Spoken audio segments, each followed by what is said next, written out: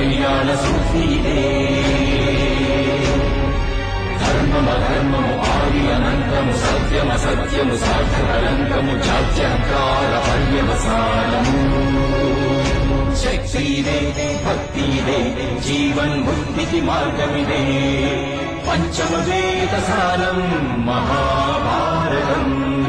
కృష్ణుడు చూపిన లీల ఇది జీవన వేద మార్గమిది గీత జనించిన క్షేత్రమే ఇది